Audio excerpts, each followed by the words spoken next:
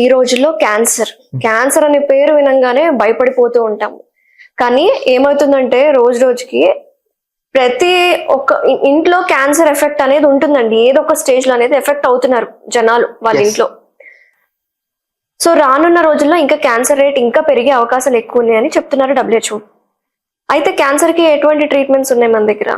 Acupuncture లో cancer కి treatment అయితే ఫస్ట్ ఆఫ్ ఆల్ ఈ క్యాన్సర్ అనేది oncology department. Oncology doctor has to deal this such cases. So for example, లేదు నాకు ఆక్యుపంక్చర్ తోనే క్యూర్ కావాలి అని అంటే we cannot cure its in Indian system. Indian medical terminology ప్రకారంగా చూసుకుంటే క్యాన్సర్ కి ఆక్యుపంక్చర్ వైద్య విధానంలో కంప్లీట్ క్యూర్ లేదు, ట్రీట్మెంట్ కూడా లేదు. కానీ అబ్రాడ్ కంట్రీస్ లో, చైనా, వెల్ డెవలప్డ్ కంట్రీస్, పెద్ద పెద్ద యూనివర్సిటీస్ లో they cure and they controlled cancer and వాళ్ళు పేషెంట్ చనిపోకోకుండా కొన్ని సంవత్సరాలు కాపాడిన దాఖలాలు ఉన్నాయి. అయితే ఒక ఆన్కాలజిస్ట్ క్లియర్ గా చెప్పేస్తారు, ఈ పేషెంట్ ఇన్ని రోజుల్లో చనిపోతాడు, ఈయన లైఫ్ స్పాన్ ఇంతే అని చెప్పేస్తే. కానీ ఆ పేషెంట్ కి ఆక్యుపంక్చర్ ట్రీట్మెంట్ చేస్తూ సెషన్స్ డైలీ చేస్తూ ఉంటే ఆన్కాలజీ డాక్టర్ చెప్పిన దానికంటే ఒక 3-4 years ఎక్కువ బతికే ఛాన్సెస్ ఉన్నాయి. ఎందుకు ఉన్నాయి అని అంటే, ఇప్పుడు ట్రీట్మెంట్ ఏదైతే మనం నీడిల్ పెడతామో పర్టికులర్ పాయింట్స్ కి పెడతామో అప్పుడు ఏమైతుంది అంటే సెల్ అనేది ఇమ్యూనిటీ పవర్ అనేది పెరుగుతుంది. సెల్ ఇమ్యూనిటీ పవర్ అనేది పెరుగుతుంది. దాని ద్వారా మనము కొంచెం లైఫ్ స్పాన్ అనేది ఇంక్రీజ్ చేయొచ్చు. అలా అండి. రైట్ అండి. అలాగే డయాబెటీస్ కి ఎలాంటి క్యూర్ ఉంది? డయాబెటీస్ అని అసలు ఒక రోగమే కాదు, ఇట్స్ ఒక జస్ట్ ఒక మెటబాలిక్ డిసార్డర్. అది ప్రపంచవ్యాప్తంగా చూసుకుంటే లైఫ్ స్టైల్ డిసార్డర్. ప్రపంచవ్యాప్తంగా చూసుకుంటే ఇండియా ఒక డయాబెటిక్ క్యాపిటల్ ఆఫ్ వరల్డ్ అయిపోయింది. ప్రతి ఇంట్లో ఇద్దరు ముగ్గురు ఉంటారు డయాబెటిక్ పేషెంట్స్. సో ఇదేంటంటే జస్ట్ వాళ్ళ భయాందోళన వల్ల వాళ్ళ షుగర్ లెవెల్స్ అనేది చాలా హై అయిపోతాయి. ఫస్ట్ థింగ్ అది షుగర్ అటాక్ అయింది ఎవరికైనా, ఈవెన్ ఇఫ్ మీకు చెక్ చేయండి, నాకు చెక్ చేయండి, glycemic index certain period of level ఉంటుంది. దాన్ని మనము చాకచక్యంగా ప్రవర్తించాలంతే. నాకు వచ్చింది, నాకుంది అనే భయానం వల్ల షుగర్ లెవెల్స్ ఇంకా ఎక్కువైపోతాయి. ఇది ఒక సైకోథెరపీ. అంటే ఏదైనా నాకు ఆ జబ్బు లేదు అంటే జబ్బు లేకుండా అయిపోతుంది, జబ్బు ఉంది అంటే నాకు నిజంగా అటాక్ అయిపోతుంది. ఏదన్నా చెప్తూ ఉంటారండి, నేను కూడా ఒకసారి చూసాను ఒక వీడియో.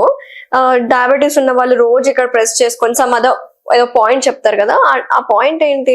ఈవెన్ నేను కూడా చెప్పాను నా వీడియోస్ లో ఒక పాయింట్ చెప్పాను ఇక్కడ అనమాట. అయితే ఏంటంటే ఆ పాయింట్ ఇక్కడ టుంగ్స్ పాయింట్ ఉంటుంది అనమాట. ఈ క్రీజ్ దగ్గర ఈ ఎల్బో ఉంటుంది కదా, ఈ రీజన్ లో ఉంటుంది. టుంగ్స్ పాయింట్ అంటారు. TUNGS ఇది సపరేట్. ఆక్యుపంక్చర్ లో మళ్ళీ సపరేట్. టూల్స్ కాదు, TUNGS. టుంగ్స్ అని ఒక పెద్ద సైంటిస్ట్ ఆయన. సో ఆక్యుపంక్చరే కాదు, దాని తర్వాత ఎవాల్యుయేషన్ చాలా జరుగుతుంది ప్రతి డికేట్స్ కి. దాన్ని గ్రాస్ప్ చేయాలి సబ్జెక్ట్ ని. టుంగ్స్ ఉంది, స్కాల్ప్ ఉంది, న్యూరో ఆక్యుపంక్చర్ ఇవన్నీ ఉన్నాయి.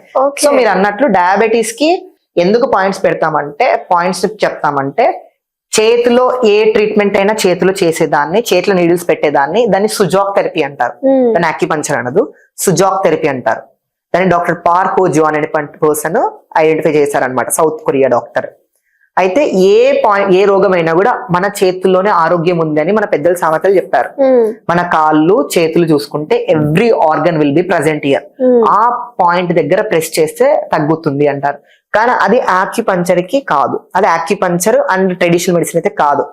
సో అది సుజాక్ థెరపీ, సపరేట్ థెరపీ అనమాట. సో వాళ్ళ థిసిస్ ప్రకారం it works. And coming to main చెప్పిన పాయింట్స్ ఏవైతే ఉన్నాయో అవి మెటబాలిజం ని ఇంక్రీజ్ చేస్తాయి. స్టమక్ 36 ఛానల్ పాయింట్ కానీ, LI4 కానీ ఇవన్నీ ఏం చేస్తాయంటే మెటబాలిజం ని ఇంక్రీజ్ చేస్తాయి. సో అలా షుగర్ ని కంట్రోల్ చేస్తూ రావచ్చు అనమాట. సో పృథ్వీ గారు, మీరు ప్రీవియస్ మీ వీడియోస్ లో కూడా చూపించారు డయాబెటీస్ పాయింట్స్ ఎక్కడ ఉంటాయండి, ఒకసారి మాకు కూడా ఎక్స్ప్లెయిన్ చేయండి. యాక్చువల్లీ చాలా పాయింట్స్ ఉన్నాయండి. అయితే నేను ఒక పాయింట్ చెప్పాను అనమాట, అది టుంగ్స్ పాయింట్. అది ఎక్కడ ఉంటుందంటే ఎగ్జాక్ట్ గా మనకి కాలర్ బోన్ అంటారు. ఈ కాలర్ బోన్ కి దగ్గర ఇలా జస్ట్ ఇలా కిందకి ప్రెస్ చేస్తే మనకి కొంచెం లోతుగా తగ్గుగా ఉంటది. ఆ రీజన్ లో ప్రెస్ చేయాలి టుంగ్స్ పాయింట్. అంటే ఇక్కడ ప్రెస్ చేస్తే ఏమవుతుంది అని అంటే ఇక్కడ మనకి లంగ్ మెరిడియన్ అనేటువంటిది పాస్ అవుతుందండి.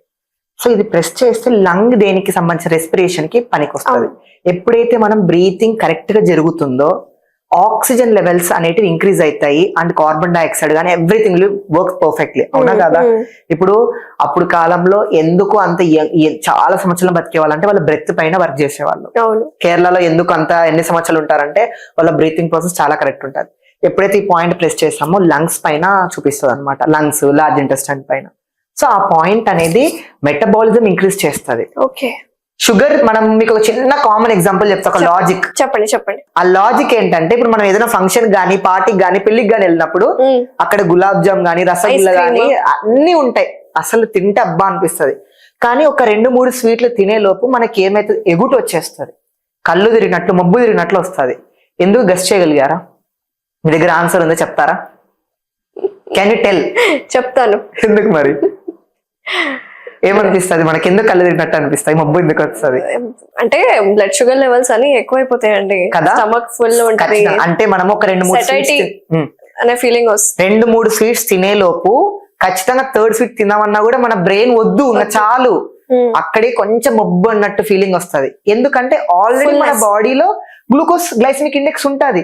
నువ్వు అధికంగా ఒకేసారి వేస్తే నీ బ్రెయిన్ అనేది మబ్బు అయిపోతుంది, అప్పుడు కళ్ళు తిరిగిన సెన్సేషన్, మబ్బు వచ్చిన సెన్సేషన్ వస్తుంది. ఆ టైంలో నువ్వు ఇది తీసుకున్నావు అనుకో, నీకు గ్లైసెమిక్ ఇండెక్స్ అనేది చాలా హై వెళ్ళిపోతుంది. ఆ టైంలో మనం ఏం చేస్తాం, చాలా మంది కూడా మబ్బు వచ్చినట్లు చాలా ఇబ్బంది పడతారు. సో అది జస్ట్ చిన్న లాజిక్ అన్నమాట. సో గ్లైసెమిక్ ఇండెక్స్ ని ఎలా ఖర్చు చేయాలా అంటే, ఈ షుగర్ వచ్చినప్పుడు ఎక్కువగా వాళ్ళు ఎక్సర్సైజ్ చేయాలి అండి. And they need to workout, fibre content ఎక్కువ తీసుకోవాలి, diet, lifestyle everything change చేస్తేనే షుగర్ అనేది రివర్స్ చేసేయచ్చు. ఇప్పుడు అలోపతిక్ డాక్టర్సే ఉన్నారు, ఎంతసేపు ఉన్న కొన్ని సంవత్సరాలు అయినప్పటికీ కూడా మెడికేషన్ దక్కి put on medication 5 mg 10 mg 50 mg ఇలా ఇంక్రీజ్ అవుతూనే ఉంటుంది కొన్ని ఇయర్స్ నుంచి. కానీ ఎందుకు కంట్రోల్ కావట్లేదు, ఎందుకు క్యూర్ కావట్లేదు అని ఆలోచించారా? రూట్ కాస్ ని ఐడెంటిఫై చేయాలి. ఏ ఆర్గన్స్ ని అఫెక్ట్ అవుతున్నాయి అది అని దాన్ని ట్రీట్ చేసుకుంటే రాదు. Along with life style modification. Patient సహకారం కూడా ఇంపార్టెంట్ అండి. ప్యారలల్ గా పేషెంట్ కూడా కొంచెం వర్కౌట్ చేసుకోవాలి, ఓన్లీ మెడికేషన్స్ మీద ఆధారపడి. అయితే ఇది ఎందుకు మన ఇండియాలో వర్కౌట్ కావట్లేదు అంటే నేను చెప్తాను.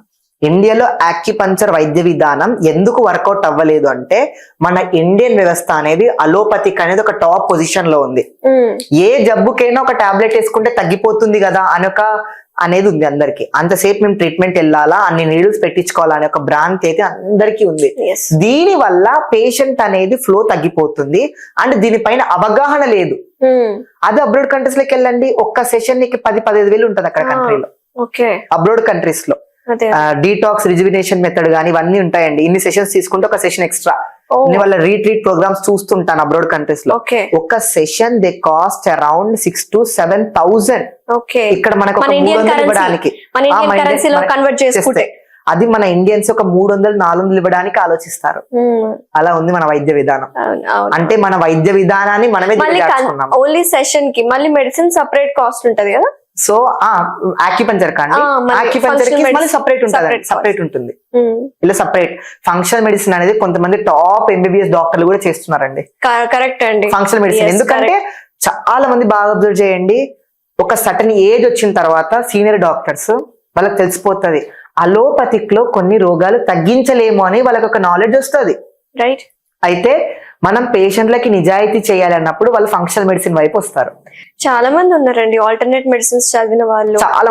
మీకు ఇంకొక విషయం చెప్పాలంటే, యాక్యుపంచర్ MBBS పెద్ద డాక్టర్ MBBS చేసినటువంటి వ్యక్తి యాక్యుపంచర్ చేసి పద్మశ్రీ అవార్డు తీసుకున్న వంటి వ్యక్తులు కూడా ఉన్నారు. అలా ఉన్నారండి. అంత వైద్య విధానం ఉంది. ఏంటంటే మిగతా వాళ్ళందరూ దీని గురించి తెలుసుకుంటే కొంచెం బాగుంటదని మా ఆలోచన.